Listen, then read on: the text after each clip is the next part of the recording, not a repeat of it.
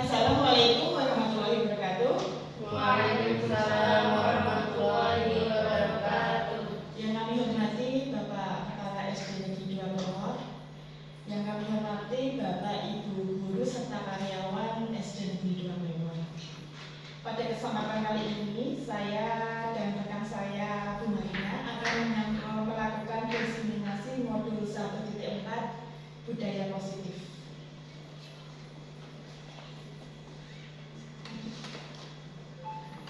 Sebelum kita masuk ke dalam materi budaya positif, ada pertanyaan seperti ini Bapak Ibu ya. Yang pertama, pemberian hukuman dapat mendisiplinkan siswa. Setuju atau tidak Bapak Ibu? Ya. Bagaimana? Yang pertama, pemberian hukuman itu dapat mendisiplinkan siswa atau tidak? Menurut pendapat Bapak Ibu guru? Tidak. Tidak. Oh, yeah. Yang kedua, pemberian hadiah meningkatkan prestasi siswa. Apakah itu sering terjadi pada anak didik kita? Iya. Kan memberikan hadiah. Sering terjadi ya secara langsung akan meningkatkan prestasinya. Yang ketiga, guru harus mampu memberikan solusi untuk setiap siswa yang bermasalah. Ya. Yang keempat, guru berperan sebagai teman bagi siswa. Iya. Ya, Akan nyaman dalam belajar. Lanjut Mbak.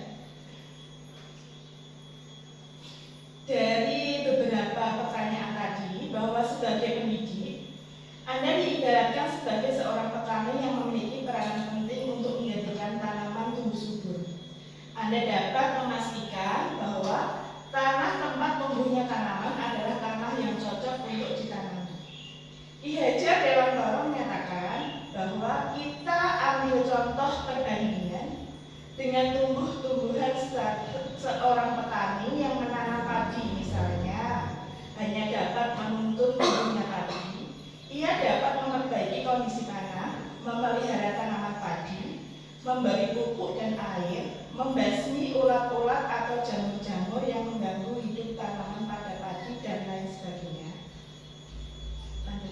Dari uraian itu kita dapat memahami bahwa sekolah itu diibaratkan sebagai tanah, tempat bercocok tanam, sehingga guru mengusahakan sekolah jadi lingkungan yang menyenangkan, menjaga dan melindungi murid dari hal-hal yang tidak baik.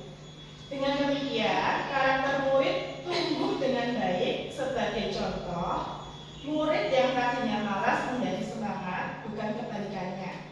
Murid akan mampu menerima dan menyerap suatu pembelajaran di lingkungan di sekelilingnya secara aman dan nyaman. Ibaratnya, guru itu sebagai fasilitator bagi siswa dan sebagai motivator bagi siswa. Berarti kita harus menuntun siswa agar lebih nyaman kegiatan di sekolah. Jadi kita itu sebagai penuntun dan bisa juga sebagai teman untuk konsultasi seperti itu ya. Apa itu budaya positif?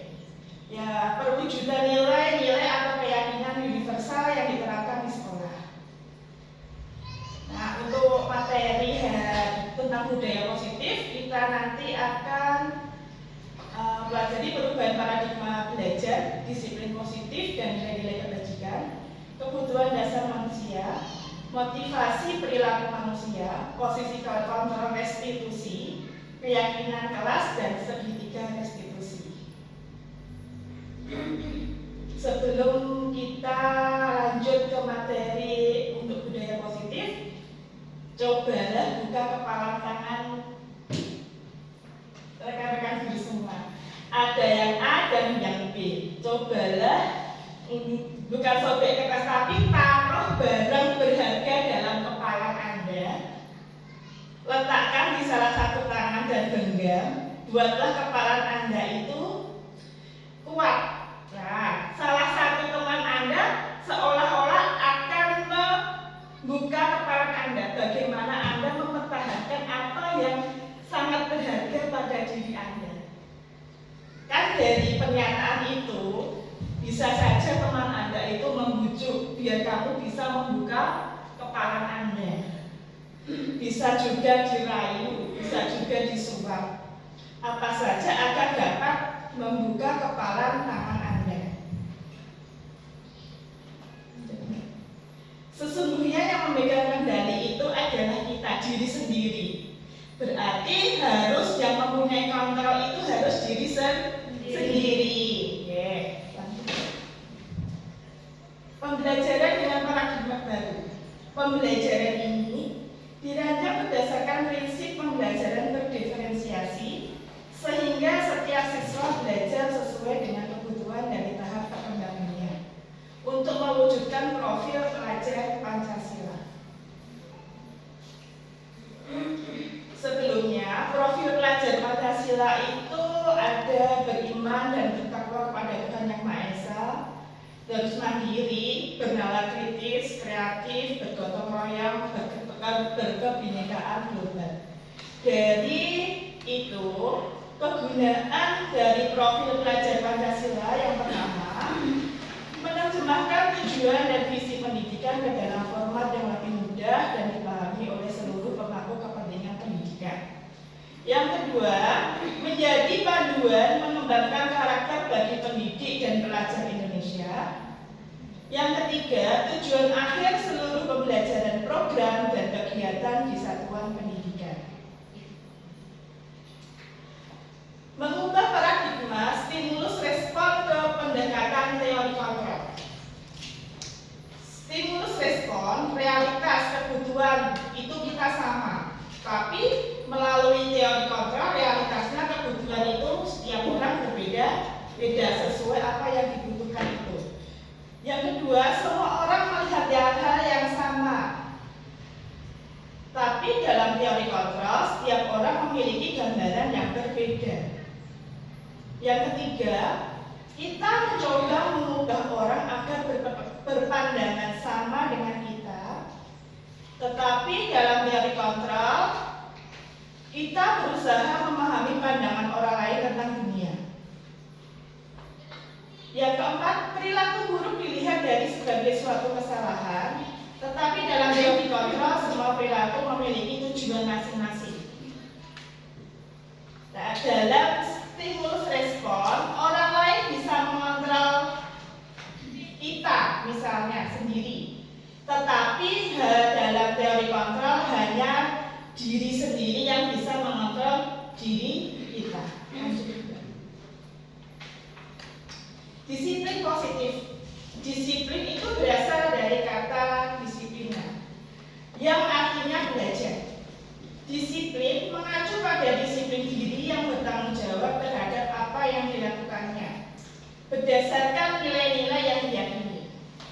Disiplin positif merupakan salah satu cara penerapan disiplin yang bertujuan untuk menumbuhkan kesadaran serta memberdayakan anak untuk melakukan sesuatu tanpa sogokan, ancaman maupun hukuman. Disiplin positif sebagai pendidik, tujuan kita adalah menciptakan peserta didik yang memiliki disiplin diri sehingga mereka berperilaku mengacu kepada nilai-nilai kebajikan, nilai universal, dan memiliki motivasi intrinsik dalam perubahan perilaku ke arah yang lebih baik. Dari disiplin positif itu kita dapat mengambil manfaatnya. Yang pertama, membuat siswa menjadi mempunyai integritas. Yang kedua, siswa dapat berlatih untuk bertanggung jawab. Yang ketiga, siswa dapat memecahkan masalah. Dan selanjutnya, siswa mempunyai pola hidup teratur. Siswa dapat mengelola waktu dengan baik. Berarti dalam manfaat disiplin ini sangat bermanfaat sekali nih Bapak Ibu untuk kemajuan siswa. Dari dapat bertanggung jawab, berarti kalau kita memberitakan tugas, memberikan PR, dia harus mengerjakan kan sesuai keinginannya sendiri agar dia bersikap tanggung jawab dan juga disiplin. Nilai-nilai kebajikan universal.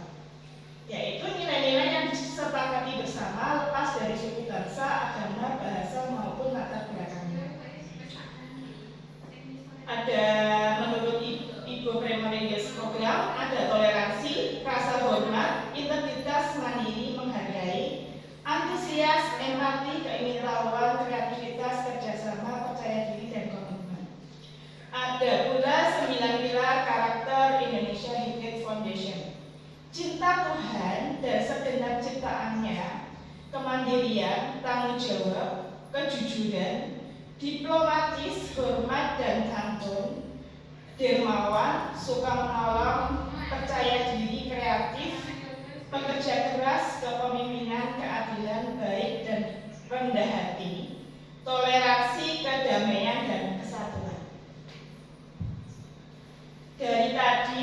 Dari nilai-nilai yang tadi dapat dirumuskan seperti ini. Ada nilai peduli, rajin, integritas, rasa hormat, ada komitmen, kreatif, sesuai dengan nilai-nilai yang ada dalam diri kita.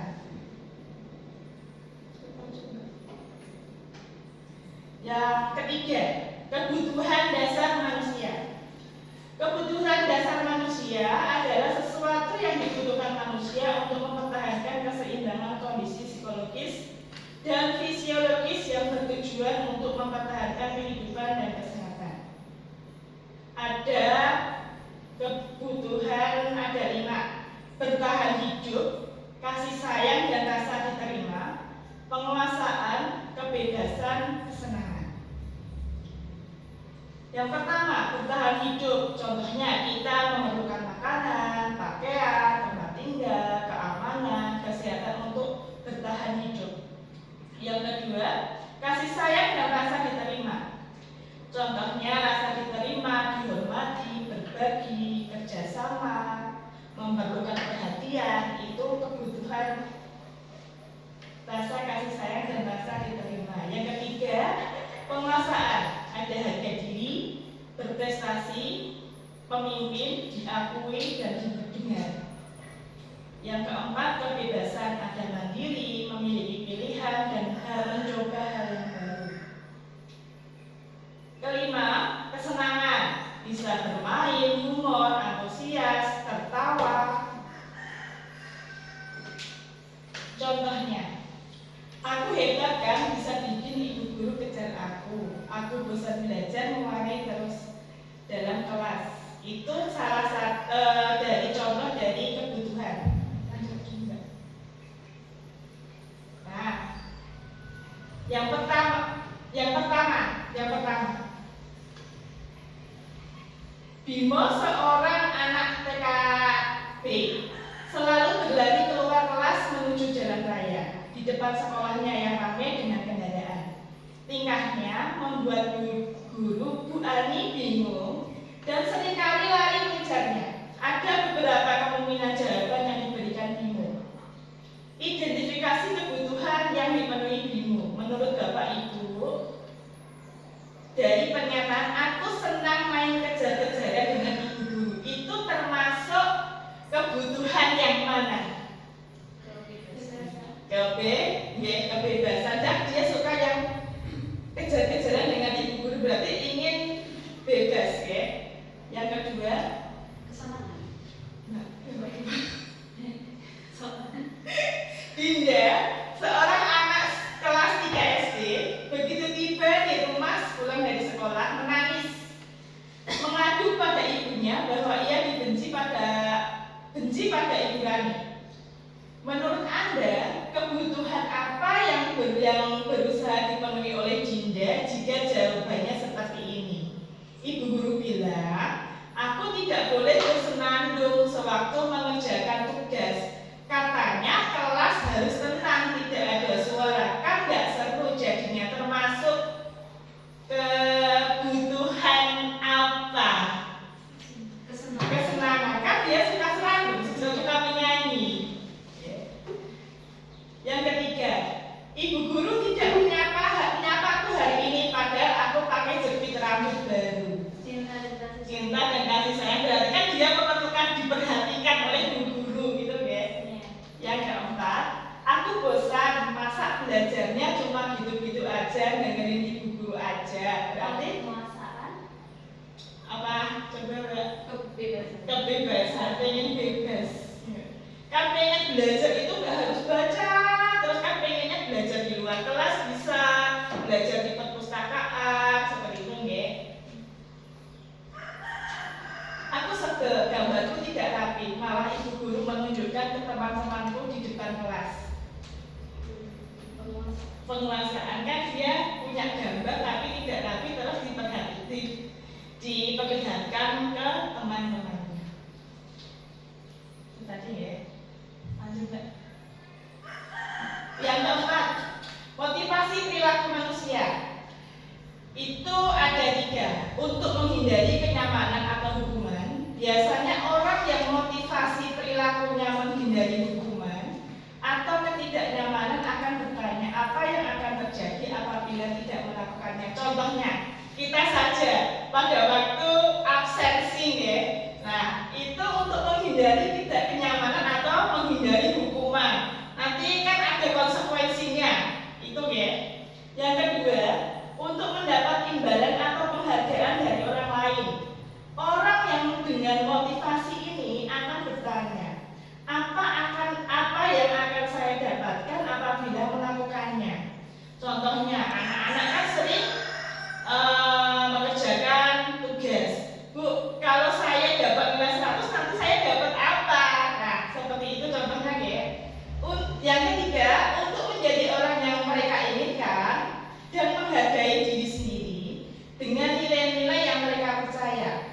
Orang dengan motivasi ini akan bertanya, akan menjadi orang yang seperti apabila yang saya lakukan. Oke. Biasanya yang sering kita temui di kelas, mungkin di sekolah ini, anak-anak seringnya pasti yang nomor 2. Seringnya, itu ya. Merdeka menurut Ki Hajar Dewantara, merdeka itu artinya tidak hanya terlepas dari perintah, akan tetapi juga cakap buat pemerintah diri sendiri. Cukup sekian untuk materi selanjutnya akan disampaikan oleh Ibu Marina. Dari teman-teman, rekan-rekan guru maupun Bapak, ada tanggapan dari pemaparan saya itu?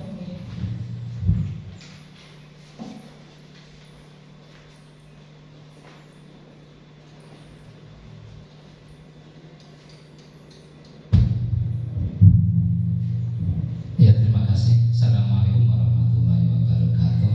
Waalaikumsalam warahmatullahi wabarakatuh.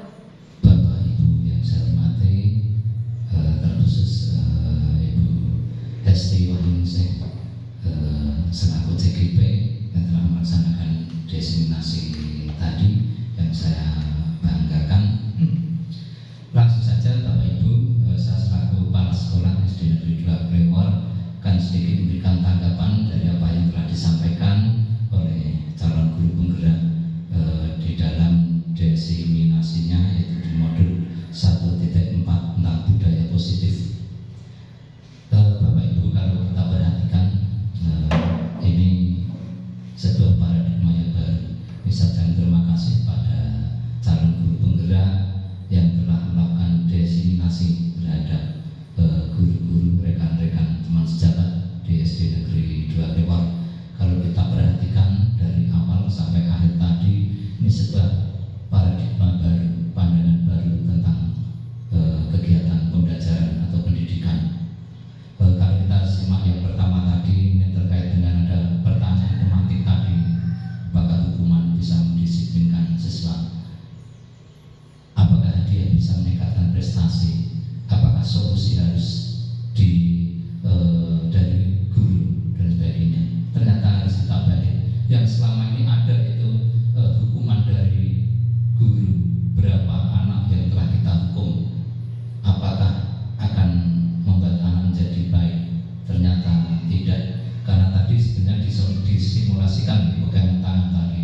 Jadi tadi saya sudah saya akan pegang tangan, dia dirayu enggak, terus Mahmud tidak pernah membuka, karena sebenarnya kendali itu dari diri, tidak bisa kita dikendalikan oleh orang lain. Dan walaupun dirayu dengan sekuat apapun, kalau diri kita tidak terkendali sendiri, tidak ada motivasi diri sendiri, maka percuma, tidak ada. Termasuk juga di hukuman. Anak kita hukum seperti apapun, kalau diri anak itu tidak kita motivasi, tidak ada kesadaran dari dalam, maka tidak akan membuat anak itu cerdas. Diberi hadiah berapapun, kalau anak itu tidak termotivasi termotivasi, tidak belajar pun juga tidak akan meningkat prestasinya. Termasuk solusi, kalau setiap ada permasalahan di anak, solusi selalu dari guru, maka anak akan mengulang permasalahan terus, dia akan mengandalkan guru terus. Maka bagaimana anak bisa menemukan solusinya sendiri, gitu ya. Anak SD belajar bermasalah terus solusinya coba nanti guru hanya menggali motivasi dengan pertanyaan-pertanyaan pemantik yang ada di dalam diri anak tersebut, maka solusi sebisa mungkin berasal dari anak tersebut, maka akan timbul kesadaran dari anak. Jadi tidak selalu solusi berasal dari guru. Ini yang tadi pertama disampaikan ini sangat baik, walaupun Bapak Ibu yang lain belum CGP, saya harapkan bisa dari diseminasi ini sedikit-sedikit bisa mengikuti pendidikan-pendidikan yang saat ini baru ditempuh oleh CGP, yaitu Bu Hesti Wahyuningsih dan Bu Marina. Untuk selanjutnya tadi 5 kebutuhan hidup ya, 5 kebutuhan hidup itu juga sangat bagus dan juga harus dipahami oleh guru. Walaupun tidak plek tadi, mungkin bisa saya sampaikan. Yang pertama, kebutuhan hidup tadi, makan dan sebagainya. Maka kita perhatikan anak-anak kita, jangan sampai anak mungkin sudah ikut baik, nggak sarapan dan sebagainya, nggak sahur dan sebagainya, pas sekolah itu seneni tambah sakit. Jadi guru harus memahami anak seperti apa. Anak kok bermain band, tadi cilik pas satu itu layon, karena tadi ada kesenangan, ada kebebasan. Dulu karena penguasaan, kemenangan itu biasa. Kan biasa tak cilik menang dulu, semuanya dulu biasa seperti ini. Penguasaan. Nah sebab anak zaman cilik ini sekelas ini dulu menang dulu. Aku nek karo kae menang kae, aku nek karo aku menang aku. Ini nggak ngerti. Saya kira ngerti. Sekelas CGP juga saat sih ngerti. Ini dulu menangin diri nggak tahu. Tapi kalau anak kecil dulu tahu. Karena ini tadi ada penguasaan karena masih anak-anak. Maka dari 5 kebutuhan pokok hidup tadi khususnya untuk anak memang harus sangat dikuasai oleh guru, sehingga dalam waktu selanjutnya nanti guru bisa menyikapi anak tersebut akan dibawa kemana, atau guru dalam menindaklanjuti anak itu seperti apa, biar nanti sesuai dengan judulnya yang tadi, ada budaya positif tadi, ada nilai-nilai kebajikan dan sebagainya tadi. Mungkin itu dulu Mbak Hesti, Mbak Marina dan Bapak Ibu dalam kami menanggapi apa yang disampaikan oleh Mbak Hesti tadi. Untuk selanjutnya Mbak Hesti dan Mbak Marina sebagai calon guru penggerak terus bersemangat dalam mengikuti program-program guru penggerak, dan selalu komunikasi kolaborasi dengan mereka sejawat, ditularkan ilmu-ilmunya agar bisa bermanfaat bagi kita semua. Sementara cukup dulu, kurang lebihnya saya mohon maaf. Akhir kalam, assalamualaikum warahmatullahi wabarakatuh. Waalaikumsalam warahmatullahi wabarakatuh. Tanggapan dari Bapak Kepala SD Negeri 2 Klewor. Untuk materi selanjutnya akan disampaikan oleh Ibu Marina.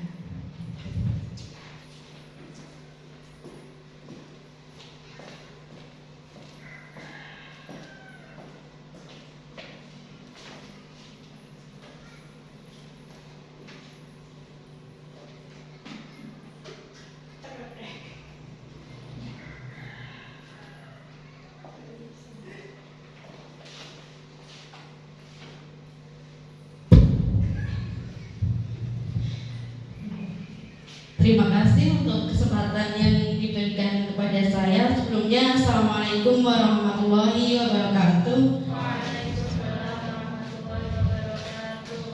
Yang saya hormati Pak Masum selaku Kepala SD Negeri 2 Klewor, dan yang saya hormati Bapak Ibu serta karyawan SD Negeri 2 Klewor. Yang pertama, saya mengucapkan terima kasih kepada Bapak Ibu guru semuanya yang sudah berkenan untuk hadir duduk belajar bersama kami dalam diseminasi pemahaman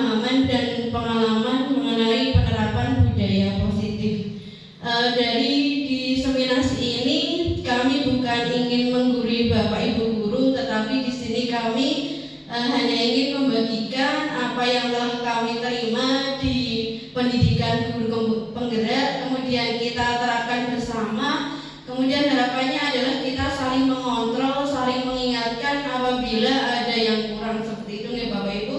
Bukan berarti kami yang guru penggerak ini sudah fasih, sudah paling paham, bukan. Kami ingin membagikan karena kami ingin dikontrol juga oleh Bapak Ibu. Harapannya ketika kami tidak menerapkan juga ada kontrol, Mbak, kok jangan tidak menerapkan seperti ini. Kemudian ada saling menutupi kekurangan dari setiap guru. Jadi harapannya nanti SD Negeri 2 Lewar benar-benar menjadi sekolah yang menerapkan budaya positif. Begitu nih Bapak Ibu.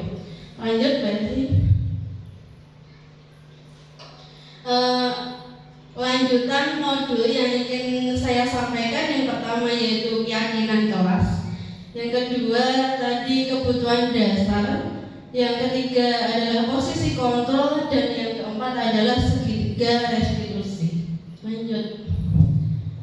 Kemudian yang di sini yang akan disampaikan adalah adanya paradigma, ya, perubahan paradigma dalam budaya dalam pendidikan. Dulu ada namanya peraturan kelas nih Bapak Ibu.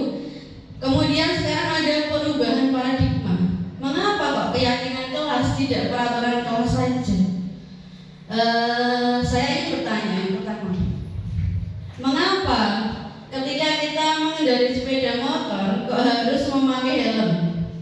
Oke, saya minta pendapatnya Bu Win. Mengapa ketika mengendarai motor itu harus memakai helm? Motivasinya Bu Win apa? Yang pertama yaitu agar saat mengendarai kendaraan kita aman. Selain aman dari Pak Polisi, juga aman saat jika terjadi sesuatu yang tidak diinginkan. Yang kedua yaitu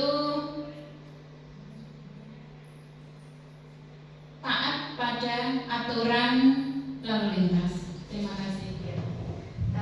Bagus sekali ya, Bu Win ingin memakai helm karena motivasinya adalah agar tidak terjadi sesuatu yang diinginkan.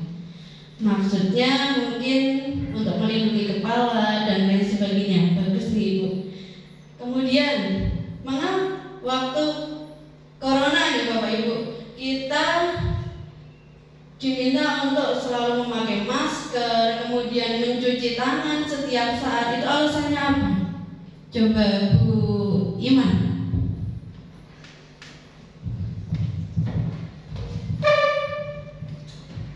Baik, alasan saya ketika kita memakai masker dan mencuci tangan itu untuk menghindari dari kuman dan bakteri yang ada di sekitar tubuh kita. Jadi kita harus menjaga kesehatan untuk diri kita sendiri. Lanjut Bu Hesti. Bagus, jawabannya adalah supaya bebas dari kuman, kemudian melindungi diri sendiri tadi ya helmnya ya. Itu yang namanya keyakinan Bapak Ibu. Jadi itu dilaksanakan karena kita menghargai diri sendiri untuk melaksanakan nilai-nilai kebajikan. Dan yang namanya keyakinan itu tumbuhnya dari dalam diri sendiri, bukan dari orang lain. Kalau peraturan itu kan sebuah paksaan yang itu munculnya dari orang lain ya, faktor eksternal nih. Tapi kalau keyakinan itu adalah tumbuh dari dalam diri sendiri. Jadi maksud dari keyakinan itu seperti itu. Kemudian mari kita rubah bersama-sama peraturan itu menjadi sebuah keyakinan. Adapun proses membuat keyakinan kelas Bapak Ibu, keyakinan itu bersifat lebih abstrak, universal. Kalau peraturan itu kan biasanya lebih rinci ya. Hanya dilarang mencontek seperti itu ya. Apabila keyakinan kelas bentuknya tidak seperti itu, pernyataannya universal. Misalnya integritas, nyontek itu berhubungan dengan integritas, menjaga integritas. Itu kata-kata dari sebuah keyakinan kelas. Nanti akan saya tunjukkan bagaimana cara menyusun keyakinan kelas yang anak-anak itu belum memahami bahasa-bahasa yang kompleks dan sulit menjadi bahasa keyakinan kelas yang universal dan positif seperti itu. Keyakinan kelas itu singkat, tidak terlalu banyak, tetapi maknanya luas, mencakup semuanya. Kemudian keyakinan itu dipahami oleh semua warga kelas. Dulu kalau peraturan kelas itu kan bisa 1 sampai 20 ya. Nah, keyakinan kelas itu singkat, mudah diingat dan menempel dalam diri anak. Kemudian keyakinan kelas itu diterapkan oleh semua warga kelas maupun sekolah. Nah, perbedaan keyakinan dengan peraturan kelas. Keyakinan kelas ini hendaknya semua warga kelas atau semua warga sekolah itu diajak untuk berkontribusi melalui kegiatan apa? Namanya kegiatan curah pendapat. Jadi semua siswa, semua warga sekolah, baik itu siswa, guru maupun tenaga kependidikan mempunyai peran di dalamnya untuk berkontribusi mencurahkan keyakinan yang akan dijalankan bersama-sama. Kemudian yang namanya keyakinan itu kan pasti perlu direfleksi dan dievaluasi, harus selalu ditinjau ulang secara berkala. Next. Ini adalah contoh pelaksanaan pembuatan keyakinan kelas di kelas 5. Yang pertama yaitu guru memberikan penjelasan. Ini tulisannya tidak terlihat ya Bapak Ibu. Jadi sebelumnya ini di sini saya menuliskan hal apa saja yang boleh dilakukan di kelas dan apa saja yang tidak boleh dilakukan di kelas. Anak-anak semua berpendapat menuliskan di dalam sticky note apa saja toh yang boleh dilakukan di kelas itu dan apa saja yang tidak boleh dilakukan. Dan perlu diingat Bapak Ibu, dalam pembuatan keyakinan tidak boleh ada intervensi dari siapapun. Mengingat tadi ya, genggaman tadi ya, yang bisa mengontrol diri kita adalah diri kita sendiri. Jadi dalam membuat curah pendapat ini tidak boleh ada intervensi dari siapapun, terutama guru juga tidak boleh.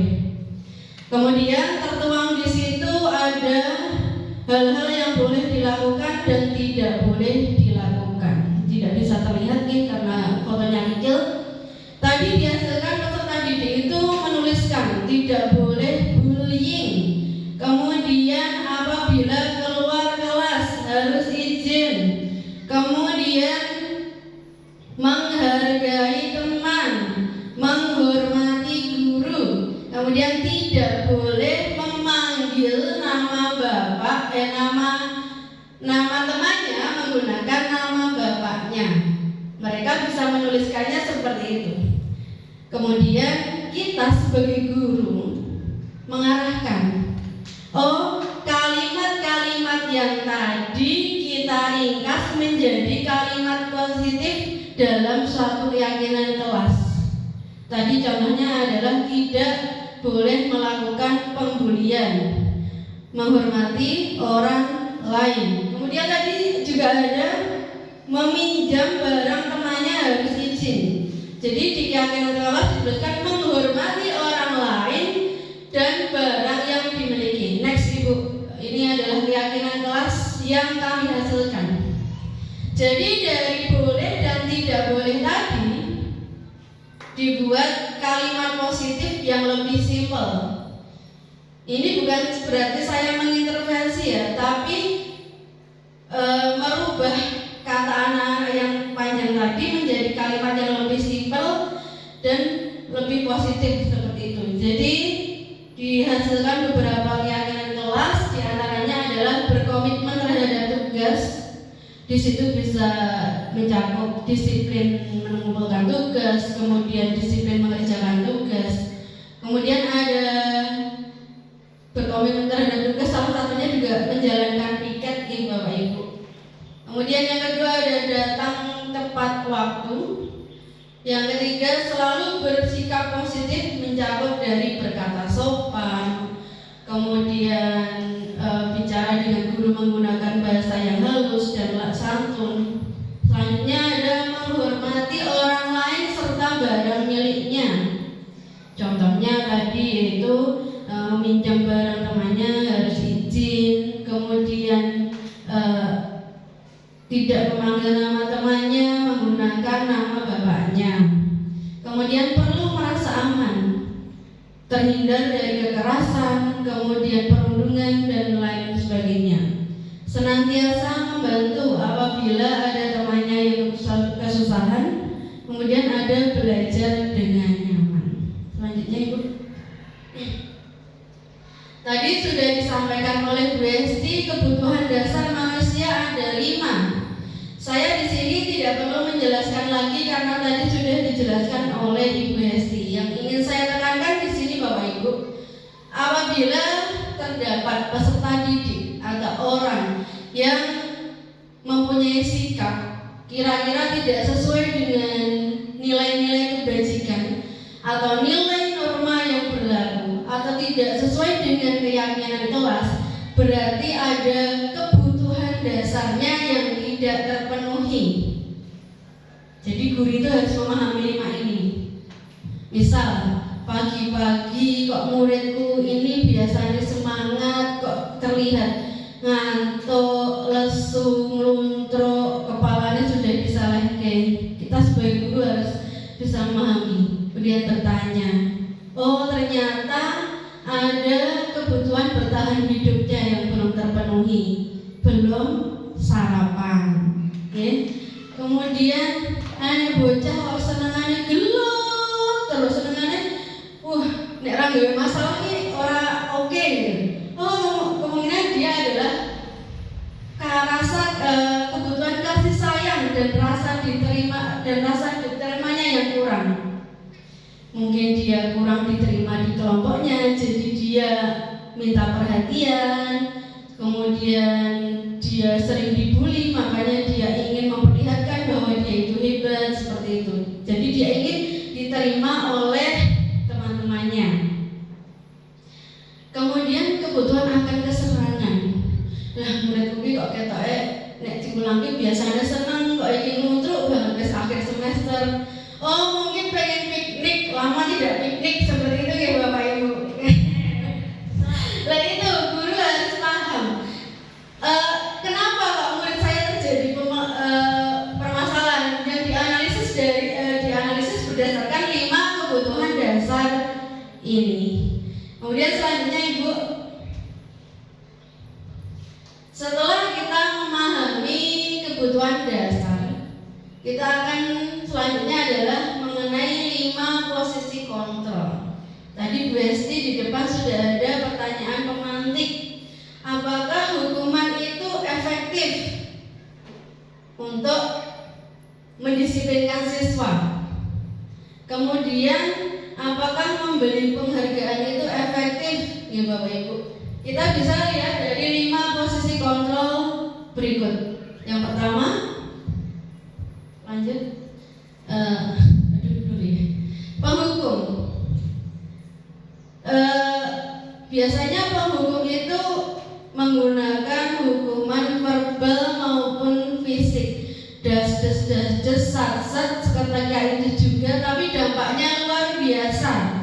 Bisa membuat trauma peserta didik. Ini namanya misal, kok tidak pakai sepatu, hukumannya kan hormat bendera. Besok lagi tidak mau berangkat sekolah karena pusing. Kemarin habis dihukum.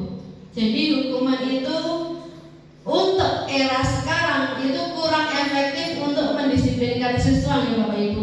Dari kelima posisi kontrol ini pernah efektif pada masanya. Maka dari itu kita sebagai guru harus terus belajar untuk memahami perkembangan dunia pendidikan. Memang di era mungkin 80-an, 70-an hukuman ini sangat efektif diterapkan kepada anak. Tapi kita menghadapi generasi Z, generasi Alpha, hukuman ini sudah tidak efektif lagi karena mereka mempunyai sifat yang berbeda, kemudian genetik yang berbeda, lingkungan yang berbeda, Dan perkembangan teknologi yang begitu masif, maka hukuman itu sudah tidak begitu efektif untuk diterapkan kepada murid-murid kita yang generasi alfa. Contoh dari penghukum itu ciri-cirinya biasanya adalah patuhi aturan saya atau awas. Saya sendiri juga masih sering melakukan seperti itu ya, seketika gitu, refleks. Kemudian yang kedua, ada pembuat rasa bersalah. Pembuat rasa bersalah ini biasanya ngendikannya lebih halus, dikemas dalam kalimat-kalimat yang halus. Tetapi hati-hati, itu bisa menimbulkan rasa bersalah yang berkepanjangan, sehingga dampaknya adalah siswa itu aku mengecewakan bu guru ya, aku tidak bisa membahagiakan bu guru ya, seperti itu. Contoh dari kalimatnya adalah, ibu sangat kecewa sekali dengan kamu. Kemudian, sudah berapa kali bapak harus memberitahu kamu ya? Bagaimana coba kalau misalnya sampai orang tua kamu itu berbuat begini? Memang kalimatnya lebih halus ya, tapi dampaknya terhadap peserta didik juga luar biasa. Tadi seperti yang saya katakan, aku mengecewakan ya, aku tidak berguna ya, seperti itu Bapak Ibu. Kemudian teman, guru pada posisi ini tidak menyakiti murid, tetapi mengontrol murid dengan bujukan-bujukan halus. Contohnya adalah seperti ini, ayolah Bapak Ibu, kemudian ayolah, masa kamu tidak ingat bantuan Bapak selama ini? Ayolah bantu Ibu, kamu tidak kasihan dengan Ibu, misalnya kalau Ibu dimarahi oleh Bapak Kepala Sekolah. Emang terlihat ada bondingnya gitu ya dengan anak-anak. Tapi ingat Bapak Ibu, efeknya adalah murid itu hanya akan istilahnya manut dengan kita saja yang memposisikan sebagai teman. Namun dengan guru yang lain mungkin nanti gak akan manut, kayak orang konconan karo aku, seperti itu ya. Kemudian ada sebagai pemantau. Kalau pemantau itu mengawasi, kemudian bertanggung jawab atas perilaku orang yang diawasi, kemudian tanya konsekuensinya. Biasanya perantaranya apa ya? Apa yang telah kamu lakukan ya? Sanksi atau konsekuensinya apa ya? Jadi itu tidak 100% bisa memecahkan masalah. Nah, posisi yang saat ini paling efektif untuk mendisiplinkan peserta didik adalah sebagai manajer. Saya katakan seperti ini.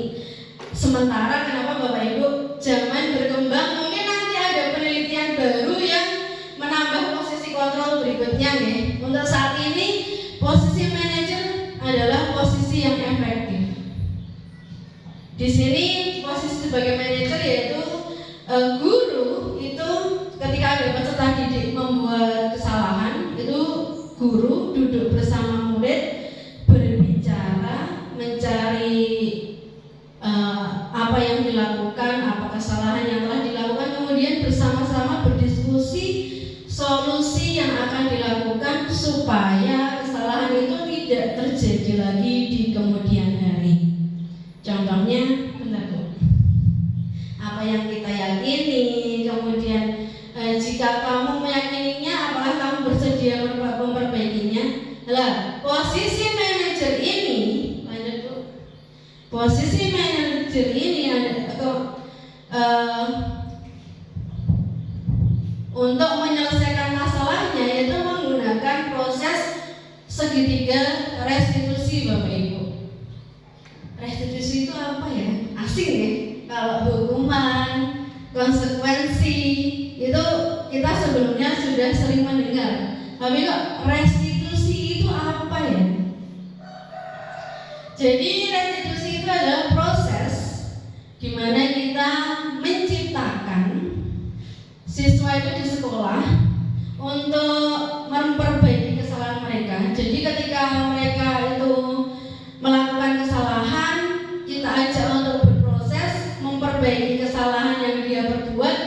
sehingga ketika dia kembali kepada teman-temannya, dia itu akan kembali menjadi pribadi yang lebih kuat, bukan kembali menjadi pribadi yang masih bersalah tadi.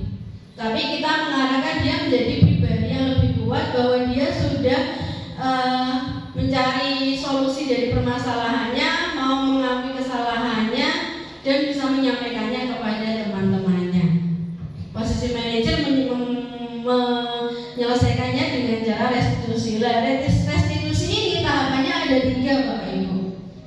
Ada menstabilkan identitas, ada validasi tindakan yang salah, dan menanyakan keyakinan. Jadi apabila kita sebagai manajer, ada 3 tahap itu yang kita gunakan untuk menghadapi peserta didik yang mengalami permasalahan. Lanjut Ibu. Pertama yaitu menstabilkan identitas. Ini tujuannya adalah mengubah identitas anak dari orang yang gagal karena melakukan kesalahan menjadi orang yang sukses. Kita awali dengan seperti ini. Misalnya ada peserta didik yang membuat kesalahan, itu caranya adalah tidak diingatkan di depan teman-temannya langsung, karena itu namanya perundungan, ya.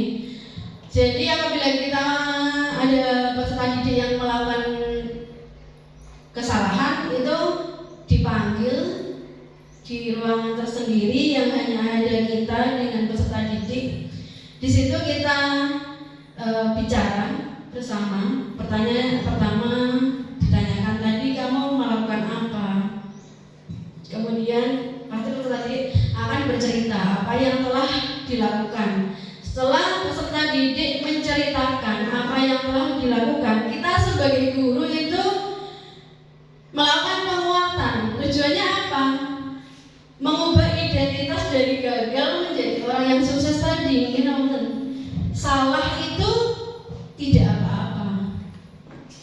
Tidak ada manusia yang sempurna.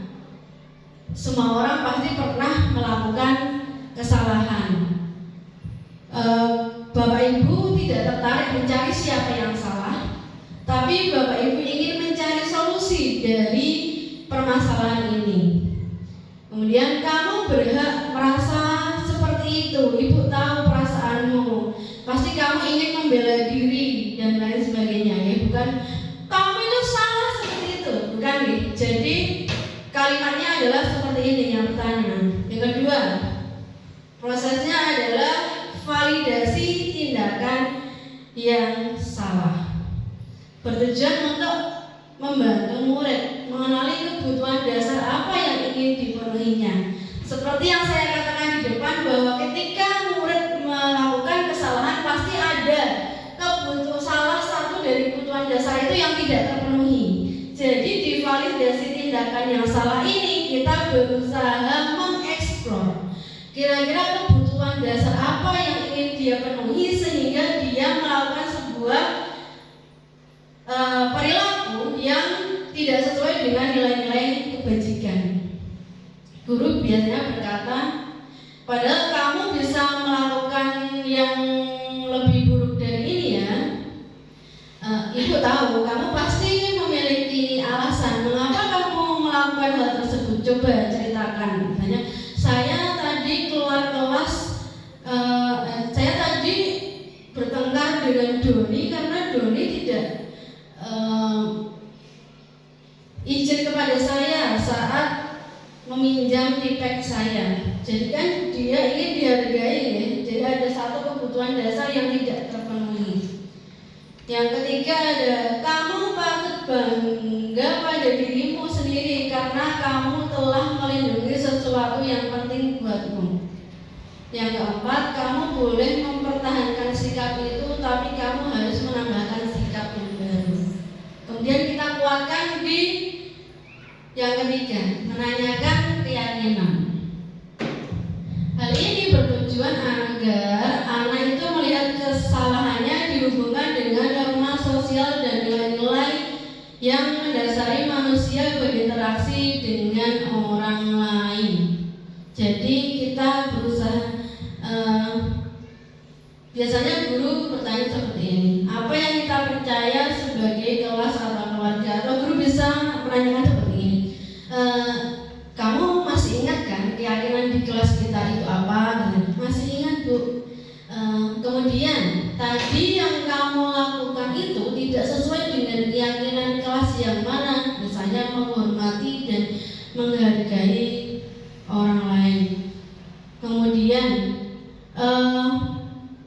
apa yang kamu lakukan jika itu melanggar kebutuhan temanmu, temanmu tidak kamu hormati, kemudian apa yang akan kamu lakukan? Saya akan meminta maaf, kemudian saya akan menyampaikan kepada teman-teman saya untuk mengingatkan kembali keyakinan kelas kita untuk dijalankan bersama-sama, seperti itu. Nah, ini adalah aksi nyata pembuatan keyakinan kelas. Iya, Mas Alvin tahu tidak mengapa Bu Guru memanggil Mas Alvin ke sini? Tidak. Mas Alvin tidak tahu ya. Tadi di kelas Bu Guru mendengar Mas Alvin ada keributan dengan Mas Rehan. Kira-kira kenapa Mas Alvin kok ribut dengan Mas Rehan? Karena saya meminjam kemudian karena Mas Alvin tidak bilang ke Mas Rehan, Mas Rehan bagaimana? Menangis. Jadi itu meminjam tripek tanpa izin itu perbuatan yang salah atau yang benar? Salah. Oke, setiap manusia pasti pernah mengalami kesalahan. Begitupun dengan Ibu Guru. Namun Bu Guru di sini mau tanya, alasan Mas Alvin mengapa kok meminjam tripeknya Mas Rehan tanpa izin? Karena saya terburu-buru dan sudah habis. Terburu-buru dan tripeknya habis sehingga tidak sempat untuk izin ya. Iya. Setiap orang itu pasti pernah mengalami kesalahan. Namun kita harus memperbaiki kesalahan itu. Ya, kita bersama-sama coba mencari solusi apa yang akan kita lakukan supaya hal ini tidak terjadi lagi. Mas Alvin ingat dengan keyakinan di kelas kita? Ingat. Perbuatan Mas Alvin ini tidak sesuai dengan keyakinan kelas yang mana? Tidak menghargai teman. Kalau tidak menghargai teman, kemudian apa yang akan dilakukan Mas Alvin setelah ini nanti supaya kesalahan tadi tidak terjadi lagi? Iya, kembali ke kelas dan minta maaf ya. Kemudian selain itu apa lagi? Mengembalikan feedbacknya. Kemudian akan diulang lagi atau tidak? Tidak. Oke, terima kasih Mas Alvin sudah bersama Ibu mencari solusi. Kemudian semoga setelah ke kelas nanti Mas Rehan sudah tidak satu kali lagi. Kemudian kesalahan ini tidak terjadi lagi dan yakin Mas Alvin dan Mas Rehan adalah anak-anak yang baik, yang berbudi vokal luhur dan bisa menghargai temannya. Terima kasih untuk waktunya. Silakan kembali ke Mas Alvin. Ya, itu tadi Bapak Ibu contoh dari penerapan segitiga restitusi dalam penyelesaian masalah. Itu saja yang dapat saya sampaikan. Harapan saya di sini adalah bukan di sini saya menggurui, tapi saya mengajak Bapak Ibu semoga sekolah kita bisa bergerak bersama menerapkan disiplin positif sehingga tercipta lingkungan sekolah yang nyaman berpihak pada murid sehingga mereka itu merasa suka untuk belajar di kelas. Sebelum saya tutup, ada aksi nyata dari Ibu Hesti mengenai segitiga restitusi yang beliau terapkan juga. Monggo Bu Hesti.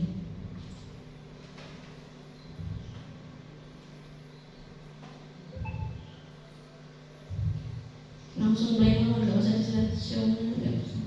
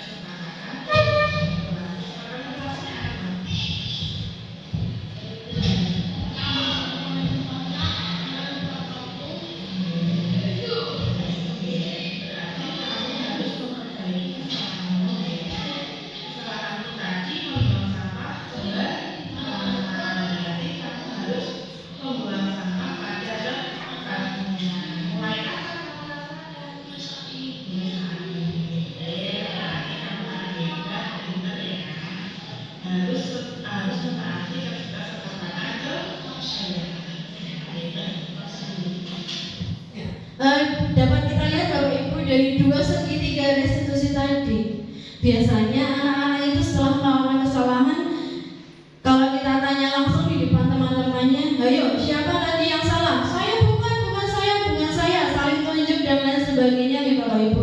Namun dengan adanya segitiga restitusi ini tadi, anak-anak bisa menyadari kesalahannya, kemudian bisa menjelaskan apa yang ingin dia lakukan, misalnya minta maaf kepada temannya. Jadi dia bisa menyadari kesalahan dari dirinya sendiri, bukan menunjuk orang lain. Seperti itu, nggih. Demikian pemaparan dari saya. Banyak kurangnya saya mohon maaf. Mungkin setelah ini ada tanggapan dari Pak Maksum. Sekian. Wassalamualaikum warahmatullahi wabarakatuh.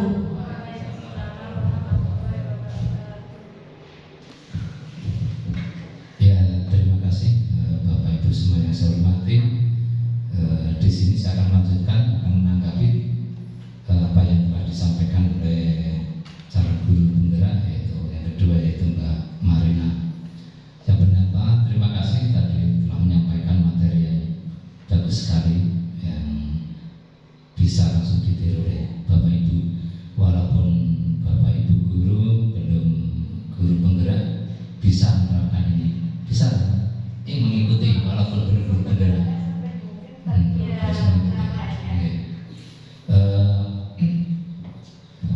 Yang pertama tadi tentang praktek-prakteknya, ternyata guru penggerak sudah merealisasikan dari ilmunya, sudah diterapkan tadi tentang keyakinan kelas. Untuk guru yang lain bisa ikut mempraktekkan ya, untuk keyakinan kelas. Boleh tak? Tidak hanya guru penggerak atau keyakinan kelas tadi. Kalau peraturan kelas itu, kalau peraturan itu istilahnya dari kita, dari pihak sekolah, dari pihak guru. Tapi kalau keyakinan itu berasal dari anak lebihnya, mungkin seperti itu. Bisa Bapak Ibu tiru dengan, kalau tidak salah tadi, dengan bahasa-bahasa atau kalimat yang positif. Misalnya tadi tidak ada kata dilarang gitu. Dilarang membuang sampah sembarangan, misalnya bisa diganti dengan apa? Membuang sampah pada tempatnya. Jadi bahasanya lebih halus. Tadi datang tepat waktu. Kalau bahasa negatifnya kan tidak boleh datang terlambat, tapi diganti bahasa yang lebih halus, lebih positif, yaitu datang tepat waktu. Itu bisa ditiru di kelas-kelas lain. Untuk guru kelas lain bisa membuat keyakinan kelas agar kelas lebih kondusif, lebih nyaman dan lebih menyenangkan. Dan apabila nanti ada pelanggaran tadi di segitiga restitusi, maka keyakinan kelasnya bisa ditagih, bisa dicocokkan dengan keyakinan kelasnya. Kenapa? Dan keyakinan kelas kok dilanggar begitu. Ini sekali lagi silakan Bapak Ibu guru lain bisa meniru untuk membuat keyakinan kelas di kelasnya masing-masing. Untuk selanjutnya tadi bagus lagi ada posisi kontrol guru. Kita sebagai guru sekarang bisa mengira-ira posisi kita di mana. Tadi ada penghukum, tidak salah ya, posisi paling rendah, penghukum, terus merasa bersalah, terus teman, terus sebagai pengontrol, dan yang terakhir adalah sebagai manajer. Posisi kita di mana? Mbak Imah di mana posisinya? Penghukum, sudah salah ya, pelayan ada salah ya langsung dijewer. Kalau dulu penghukum kan itu mungkin tadi disampaikan murid dasdus tadi, salah langsung dibetang, salah langsung dijewer, salah langsung push up, salah langsung disuruh lari ke belakang dan sebagainya. Itu guru-guru zaman dulu ketika kita menjadi siswa, itu sebagai penghukum. Harapannya ke depannya ke sini sedikit-sedikit bisa naik dan akhirnya menjadi posisi yang kelima tadi, manajer yang idealnya. Tujuannya seperti itu. Jadi kesadaran dari anak guru hanya dengan motivasi, memberikan bimbingan, memberikan apa yang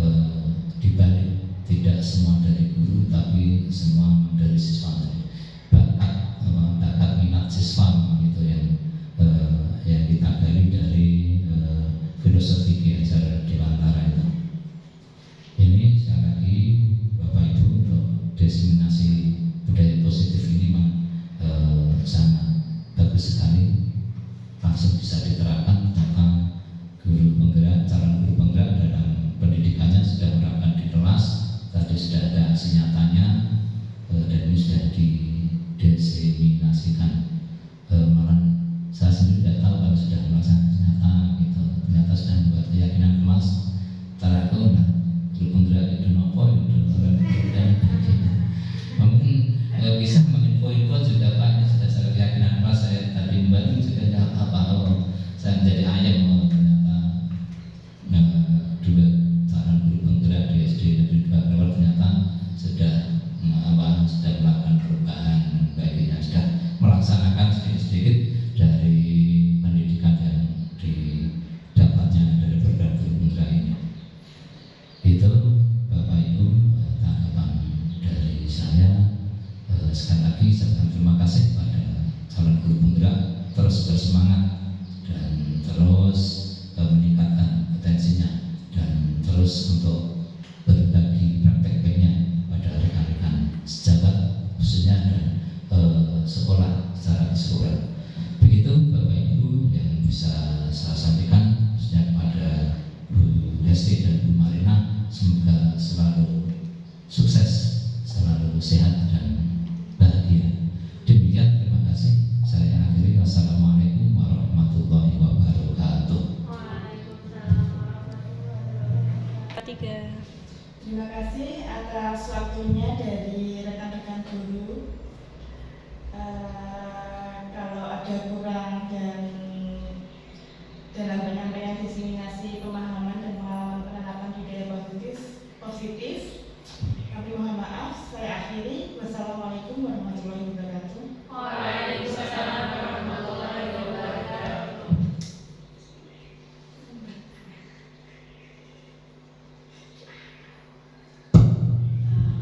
Meskipun Bapak Ibu bukan guru penggerak, tapi kita di sini semua kita guru, okay? Guru penggerak tujuannya adalah seperti ini, okay? Membagikan ilmu kami kepada teman-teman. Jadi secara tidak langsung teman-teman juga adalah guru penggerak.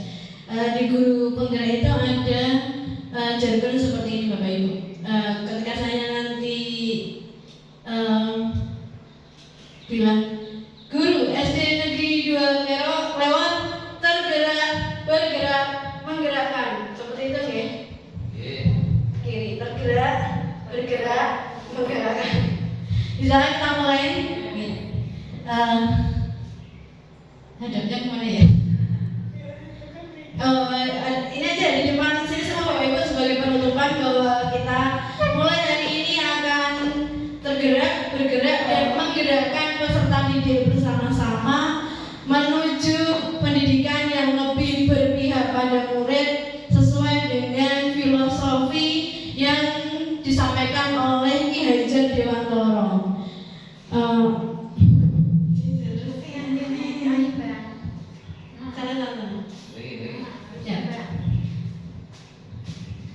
Ya,